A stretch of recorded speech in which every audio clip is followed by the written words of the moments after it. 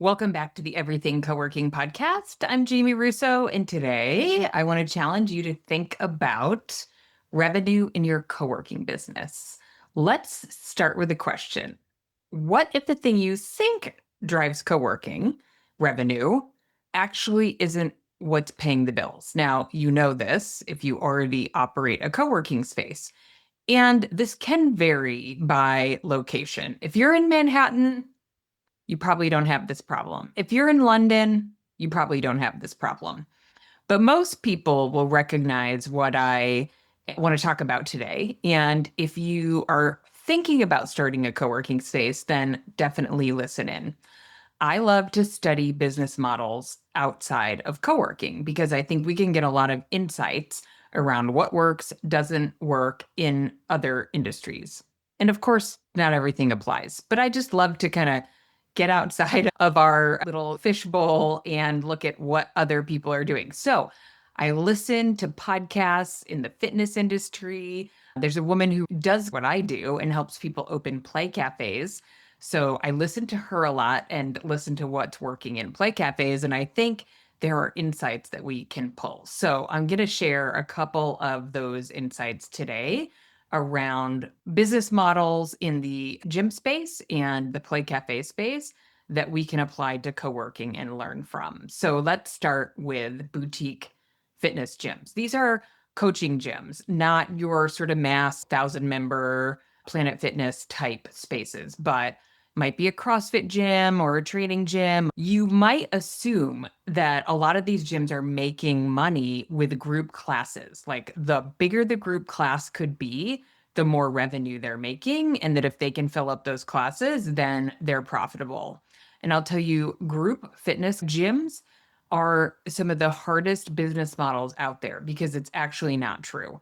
And it is actually analogous to thinking that you're going to build your revenue from overselling your flex desks.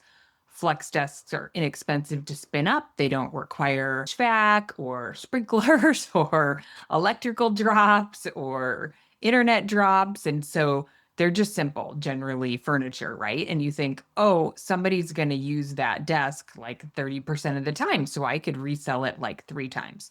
I almost always see pro formas that just they're very overly optimistic about how many memberships they're going to sell. Memberships are actually very difficult to sell because generally they're discretionary. Again, if you are in Manhattan and you run a unique model, I'm thinking about the Mall-In, for example, you don't have this problem. You have a unique positioning in the marketplace.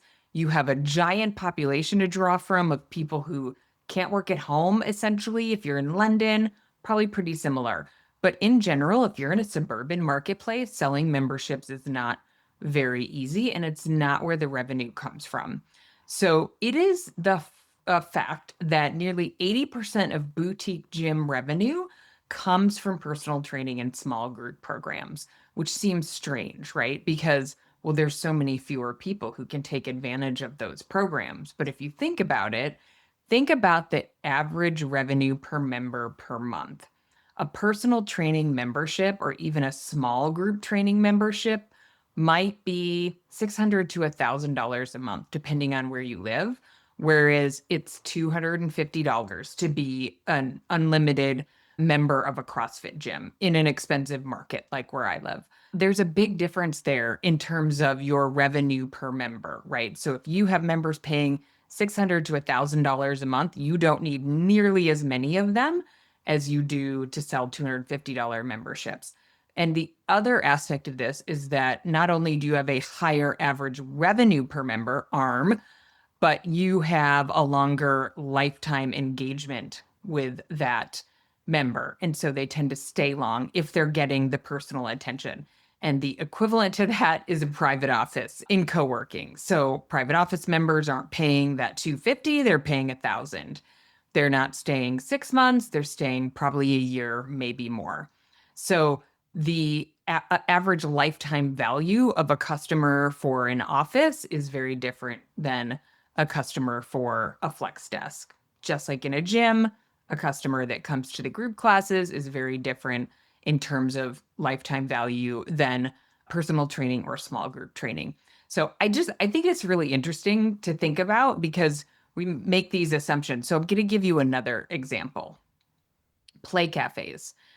You may have no idea what I'm talking about. We had one in Chicago, and I knew the woman who opened it, and I was in like a networking group with her. It was called the Purple Monkey. You may have taken your kids to one. They're usually for littler kids, like preschool, under 5, where, mom maybe is staying at home for a little while, needs to get out, needs to socialize, need to meet a friend, doesn't want to do it in a house. And they take the kids to a play cafe. And a couple of things here. One is that if you know what the concept is, you think, oh, it's all about the drop-in membership or maybe the monthly membership. And again, the drop-in membership is like a $20 ticket. And I think that's what Play Cafe operators tend to think about if they're just looking at the business model from the outside and they don't actually know what drives the P&L, what drives the revenue. And it is actually birthday parties. It's birthday parties, and they book 20 of them a month. So that means most days and some weekends, they're doubling up on birthday parties.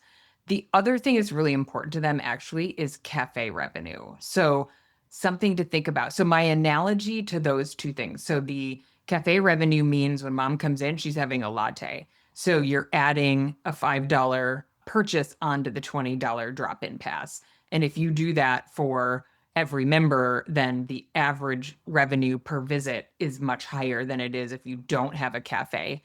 So opening one of these play spaces, they tend to be pretty small in terms of square footage compared to co-working. They might be 2,500 square feet. They might be bigger, but an independently operated one is usually a little bit smaller, but they have a cafe and then a play space for the kids. So they have like toys for the kids to play with, maybe unique play structures, that kind of thing. Mom still has to supervise. So the staff is making the lattes. And the birthday parties are all about the add-ons. Can you provide decorations? Can you provide a latte for every guest? So they're trying to get those birthday party tickets to be higher as well. And that's their predictable income. So they really have no idea what their drop-in day pass revenue will look like because it's so dependent on the season, the weather, what else is going on. They just have a lot of competition, and visits to a play cafe are totally discretionary. But people are looking for places to host a birthday party where they can invite family that's not in their home. So anyway, not to go on about play cafes, but I often encourage operators to think about the cafe idea, although you have to have a lot of traffic for that to work in order to make it profitable if you were hiring, say, a separate barista for that. But also the idea of hosting events. Most people think, okay, I don't want to host social events in a workspace. I totally get it. And it probably depends on the vibe of your workspace and if you have open space. But a lot of people are thinking, oh, I'm going to host events for the chamber and the economic development groups, and I'm going to host like corporate events. And those are harder to come by in terms of demand. There just aren't as many. And a lot of those groups are looking for discounted space. So the people who are looking for space are people who are looking for bridal showers, baby showers. You probably don't want to do kids' birthday parties in your space. I totally get that. But think about those social gatherings that you might be able to host that could transform your open space. They can bring their own decor. You could do it. Want to have staff that can come in and support those events, but those can be big ticket events. And if you got known for those types of events, then you could make that a pretty good recurring revenue stream. So I definitely know co-working spaces who do that. Take a look at Peerspace and you'll see examples of co-working spaces that are hosting social events and are set up for that. And it can be a really nice recurring revenue stream. And sometimes I think we're like a little bit precious about what we allow in our space. I totally get that too. We're a workspace, we're like professional, I get it. And at the end of the day, it's about whether or not you want to grow a revenue stream. So if you want to be flexible and open up to the types of events you have, I'm telling you, the play cafes are their monthly revenue and owner take home pay is much higher than you would think it would be. Much higher than many co-working spaces are. So I want you to give that some thought. And then back to the offices. If you already have a space, you probably are experiencing that a flex desk is a discretionary spend. And you know, if you've made a mistake in terms of your product mix, you can see that it takes longer to sell flex desks. You need to sell a lot of them in order to generate meaningful revenue, and they don't stay as long because it's a discretionary spend. So that is probably not going to change. If you are a year or two open and you think I can get there, I would say if you're over 18 months and you're not seeing like the momentum that's going to get you there, because here's the other thing about the flex desk. Offices churn, yes, but your churn who's leaving every month probably is more flex or dedicated desk than office space. So the challenge you're having with this business model is that every month you have people leaving and you need to add more new members than the number of people leaving in order to grow. So if you're stuck at a plateau, it's because you can't beat that churn. And it's probably because your offices are full and you're trying to overcome the churn with flex desks. I would say that's probably going to be hard to change unless you can add offices. You can add events as a revenue stream. You can add mail services as a revenue stream. I would start to be realistic if you are having this challenge and say, okay, what else can I do? Because this is an industry-wide challenge, unless you are in a very unique market or, again, unique positioning. Review.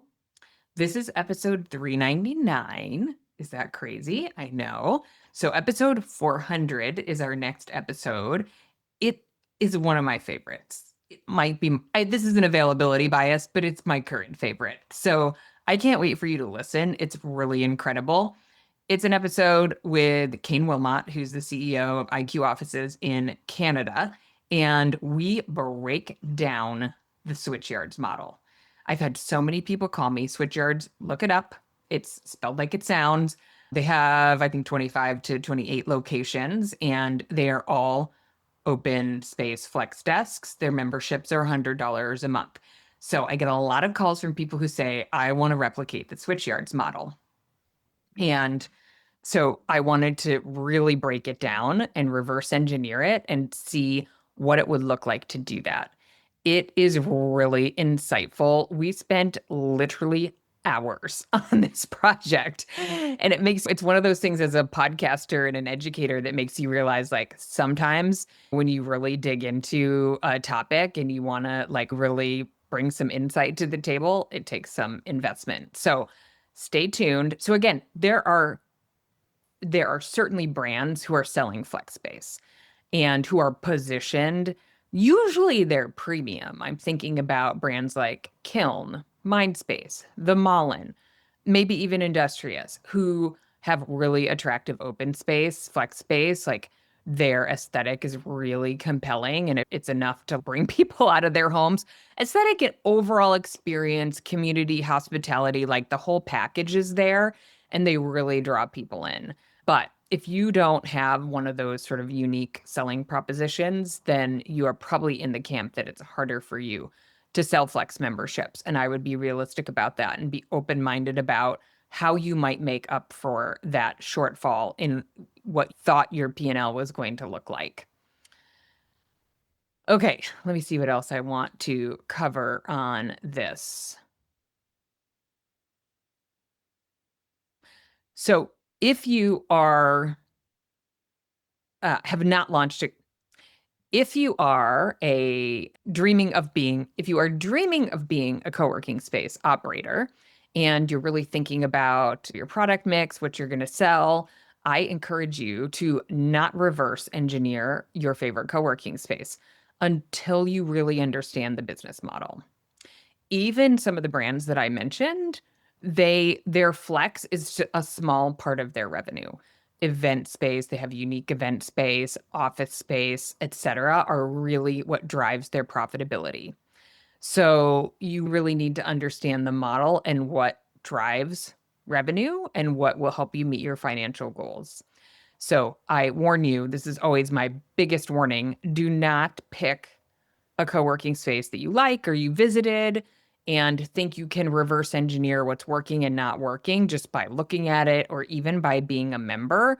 You really have to get under the hood and understand the numbers, the sales funnel, the cost of customer acquisition, the lifetime value of a customer, and build a model that will work for you and for your financial goals and will align with the startup capital that you have. So, using these insights from other industries and, of course, what we know from many years of working with co-working space operators and running co-working spaces ourselves. So, I want to mention a couple of things before we end this episode. One is if you are working on opening a co-working space, we are launching our live cohort for the Co-working Startup School this week. Registration ends Friday, September 19th, and the first live session starts Tuesday, September 23rd. We have not done a live cohort since 2024. So it's been about a year. We've been offering our self-study version. And if you took the self-study version and you want to join us, you should have an email about upgrading to the live cohort. If you've been thinking about the startup school or didn't even know about it and are interested in joining, everythingcoworking.com/start. You have to move quickly because that cohort starts Tuesday, the 23rd. So we would love to see you in there. And then my other reminder is that the next episode is episode 400, and Kane Wilmot and I are reverse engineering the Switchyard's business model. And it's really fun and insightful. And I hope you will tune in. Hit that subscribe button so that you don't forget to grab the next episodes. Okay, thank you for joining me today. Oh, one more thing I have to mention that I didn't get to. I know I have a lot of side notes today. We have a lot going on behind the scenes. What we talked about today is exactly the kind of strategy that we're going to dive into with our new membership programs, which are opening soon. So we have mostly always focused on people who want to open a co-working space. We serve them with our co-working startup school and, of course, our community manager university.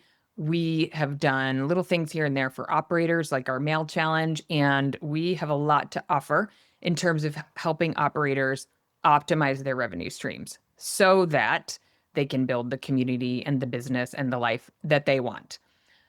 So we're working behind the scenes on opening an operator membership, and there will be a couple of tiers and a way for you to go through our programs with your community manager. So a little more integration with the community manager curriculum that we run and the owner so that there's more transparency into what the goals the team are working on and they can work more closely together with tools and resources and strategies that are relevant to each group.